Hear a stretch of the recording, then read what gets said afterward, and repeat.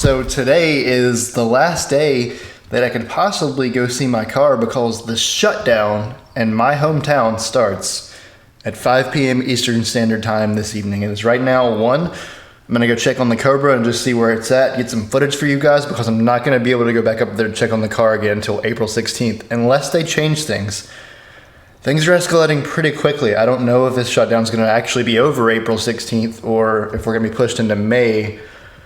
I don't know, but come along with me and we're gonna go look at my car before I can't leave my apartment for 2 weeks straight. This is crazy. Oh man. But hey, we're all in this together. Just in case you guys didn't already know this is my daily. That is a B. Get away from me. Get away. I don't want. Stay over there. Stay over there. No. Nope. This it's still on my windshield. Absolutely no shits given whatsoever. Okay. How are you still? I didn't know bees could hang on glass like that. I really didn't. If you go to a gas station, make sure that you wear something over your hand when touching the handle. The worst out of everything is the clutch. Pretty bad. The clutch is bad. You can see this whole thing is covered in oil. So that's been leaking for a while. And that's why half the oil looked like it was just grimy. Yeah. And then this the muller mounts. Those look bad. And this one's the worst one. Yeah. If I could do this with my hand, imagine what it was doing in the car. Yeah. And then you can see you're down to the rivets on the clutch. Oh no. So that was the noise that you was hearing. That squeaking noise you can see. It's just a real nice noise. It's like a chalk on a chalk. It sounds like I'm squealing tires, which is frustrating because everyone's always looking at me like I'm an ass. Yeah. I'm like, I'm not. I'm just trying to disengage my clutch. Yeah, you can see like it was grinding down to down to the rivets. And that's what the flywheel looked like. Is that bad? I mean, I can't really. It's definitely got grooving in there. Yeah. It should not be like that. Why is a flywheel like that? What is it like? Is it because of the clutch? Yeah, it's because these rivets were just grinding into there. Pretty much what it is. Oh, okay. So you can see it's like a 1/16 of an inch of material left on there, or something, maybe less. Like it's almost nothing. Yeah, so I'm guessing it was about to start probably going out in gears. Yeah, timing cover was completely freaking covered in oil. So it's been quite a bit of time. You can't see it now, but clean the timing cover off, clean the valve covers, a lot of the stuff and accessories and shit like that. And then we replaced a few of these them idlers because they were about to go out pretty much, and then it's easier to replace them now than when it's back in the car, because trying to change the idlers back here, they are a little more labor intensive. Change the inner belt because that belt looked like it's original, because that belt never gets changed because no one. Yeah, this thing with 134,000 miles still had a lot of original stuff that like it surprised me that it was still working, but but that belt was working, but it would snapped on it. Yeah. Could you tell the alternator just by looking at it was bad, or just? It looked like probably. It doesn't look like it's super bad, but the problem is it get oil in there, then that oil is what makes them go bad. Yeah. Yeah, but yeah, we are replacing that with an upgrade one, so you should have more amperage, which would be good. And I found something interesting on the motor. Oh God. Like the old motor or the new one? Yeah, the old one. That's good. At least it's the old one. Well, the new one had that spring in the oil pan, which I don't know where it came from at all. Yeah. But come here. This follower was just hanging out in there. Just there? Yeah, it's supposed to be going right here, but it was just dangling in there. So I don't know how long you were running like that. So pretty much number 4 cylinder only had 3 valves working. The 4th one was doing anything because no follower. And then these are some of the bearings.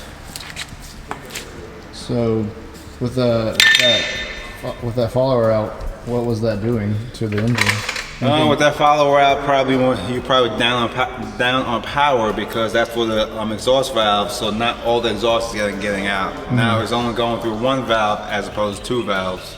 That makes sense because it was down to like 470. I mean, we didn't push it all the way though on the dyno, but like it seemed like it was making less.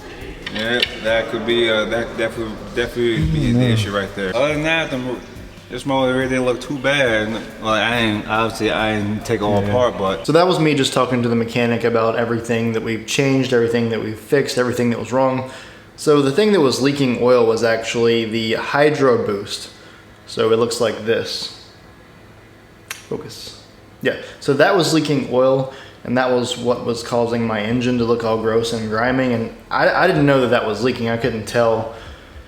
I had a feeling something was leaking down there, but I didn't know what it was. There were just so many little issues with my engine and around my engine and around the suspension. That's why I did all of this. That's why we spent all this money, because I was just tired of spending money taking things apart to fix little things. And it was adding up to so much more than just fixing everything at once. And so I didn't do this full rebuild to make a bunch of power. I know a lot of people are like, get a new blower, get a new fuel system. But I didn't really do this whole build to make more power right now. We're spending around 10 grand, but it's to restore things and get things ready to add more power, to get the new motor, to get new clutch, new flywheel. We even went as far as to go ahead and get a 26 spline input shaft so that the input shaft will be ready for more power. So we're just getting things set up so that when I do make more power, I don't blow my clutch, I don't break the flywheel, I don't break the input shaft, and we're just ready to handle the power. So I'm just gonna go ahead and read off the list of the new things that we installed on the Cobra or will be installing. So we got a new hydro boost since that was leaking. We got new engine mounts. Here are the new engine mounts. They look a lot better than what I had. So my engine mounts were gone. They were dead. So we went ahead and got nice looking new engine mounts. This is the spring that came out of the new motor. I don't know what this is. Mechanic was not worried about it. I think it's an old part. So here's my theory on that. So the new motor was just rebuilt like 6-7 months ago. It got new cams. It got some new refreshment parts. I got a couple new things. It got new springs. I think what happened was one of the old springs from that motor that was being thrown away accidentally fell down in the oil pan and they didn't notice. I really don't think there's anything wrong with this new motor. It's possible, anything is possible, but right now I think it's really important to remain optimistic about everything because there's so much going on right now. There's no point in just getting down. I'm not going off on a rant here, but there's no point in just getting down on potentially things that could go wrong because you can just really, snowball in a negative direction if you do that. So we found a spring in the new motor. I'm going to just reach out to the guy that I bought the motor from and say like, hey, we found this. Do you know what this might be? And maybe he'll just say, hey, yeah, that was from, when we rebuilt it. Pulleys were kind of bad, so we went ahead and replaced like all the pulleys just preemptively so that I don't have to deal with that in the future. The clutch, as you could see, was down to the rivets. It was pretty bad, and it was grinding into the flywheel. And also I had a 10 spline input shaft, which, would go out if I made too much power. So I said, let's go ahead and replace that too. We're already doing all this. Like, it's a really crappy time. Like, the timing of all this kind of sucked really badly. With the virus and everything, like, this is not good. Like, this whole situation sucks for me financially, and I don't want to be a crybaby about it because we're all struggling, but I literally couldn't have picked a worse time to go ahead and rebuild the car. But hey, here's the good news. Here's the really good news. I don't have anything else to do right now. I can't do client work. I can't do business as usual because my business is wedding filmmaking, commercial filmmaking, shooting videos with cars and stuff like that, and we're not supposed to be on the road driving, so if we were to get caught on the road filming car videos, we could get fined for that because that is not something that we have to do to carry on normal life. I mean, it's important for me, but for everyone else, no. So I would get fined for that. So I can't do any normal business stuff. I can drive a car from A to B and film the inside of the car while I'm doing that. I can't get in trouble for that, but that's about the only thing that I can do. So my hope is this, that I get my car back before all this is over, and it gives me a bunch of time to make a bunch of videos for you guys. And if you would like to see like a ton of videos once I get the car back, let me know. I'm planning on getting the car back between April 15th to April 17th, and it really depends on if Schrader Performance is going to be available to put a bass tune on the car or not, because I'm going from 60-pound injectors to 80-pound injectors. I'm also going from stock cams to stage 3 cams. Those are the big kind of engine mods that's going to be changing the air-fuel ratio quite a lot. So it is going to need a base tune to run so that I can get this clutch dialed in 500 miles, and then we'll retune it and see what it'll make and, you know, get things dialed in. But it's going to be a while because, well, I can't really drive that much. All I can do is drive to the store and back. So putting 500 miles on the car is going to take a while. So unfortunately, when we get the car done, you guys are not going to be able to see the new power numbers immediately. But we did at least find out that one of the big reasons that the car was down on power is because they had dropped a valve. Boom, that was the problem. So with that said, I am going to be selling my old engine block because I can't do anything with it. Obviously, you can see from the video that it does need head work. It needs a head rebuild, if you will. If you want, you can just buy my block and just sell the heads or rebuild them, whatever you want to do. As far as I know, my block is fine, but it is a used block, so there's a little bit of you taking a chance. So I'm not charging a lot for all this. For the whole engine, heads, block, everything in the engine, I'm charging $1,300. I don't know what it would cost to ship, but if any of you guys want it, please let me know. I am trying to get rid of it as soon as I can because I have nowhere to put the thing, and I'm not going to keep it. I have no reason to keep it. So my engine block, all that would be a good project for someone that just wants to play with a Cobra motor. I mean, you're literally getting a Cobra motor for $1,300. It does need some work. Obviously, it needs some TLC. It's 134,000 miles. You might want to get second gen heads like the 04 Cobra heads. My heads are the crappy heads, I'll be honest there. If you want, you could keep the heads, rebuild them, and then put the head cooling mod on the car. I recommend putting a head cooling mod on the car whether you have new heads or not, whether you have 03 or 04 Cobra heads. Head cooling mod saves the heads long term. I just learned this a couple months ago. Like, I knew about the head cooling mod before. I didn't have one on my car. I didn't know that was big of it. I didn't know it was that big of an issue. So I'm kind of learning as I go. I reiterate this a lot, but I'm not a mechanic. I don't know shit about being a mechanic, which is why when I'm talking to a mechanic, I just kind of let him be the teacher, and I'll sit there and listen and say, well, why is this messed up and why is this messed up? Sorry for all the talking and ranting, guys. I just wanted to catch you up on everything that's going on with me right now. If you guys want, when I get the car back, I could literally do videos every other day.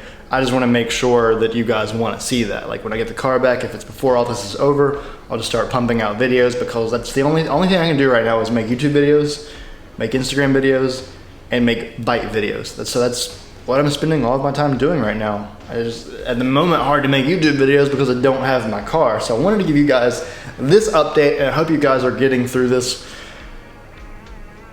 It's tough. It is tough. It's kind of messed me up a good bit mentally.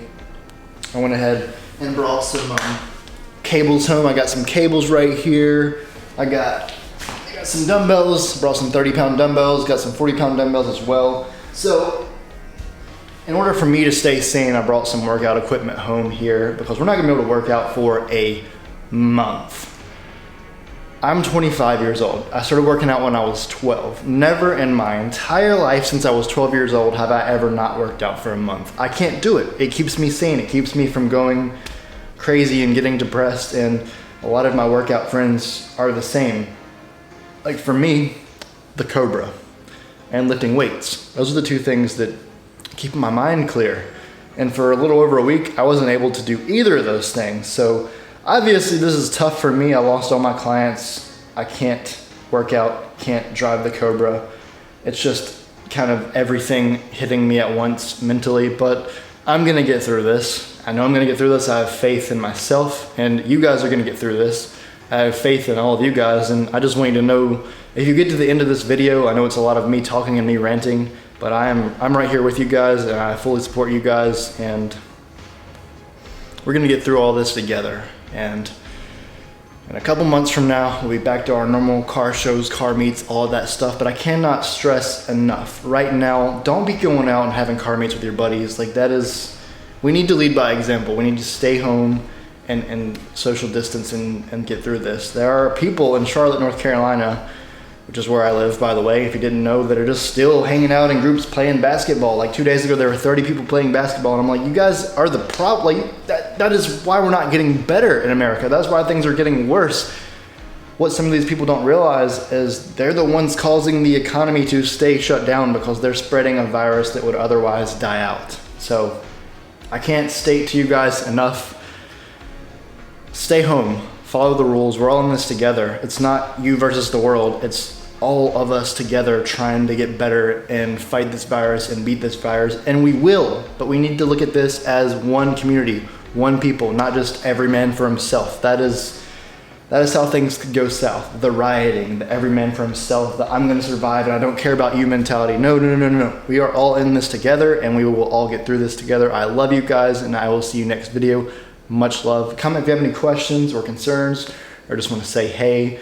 And if you're not already subscribed to the channel, go ahead and click that subscribe button. That helps me out so much. I thank you guys. I will see you next video.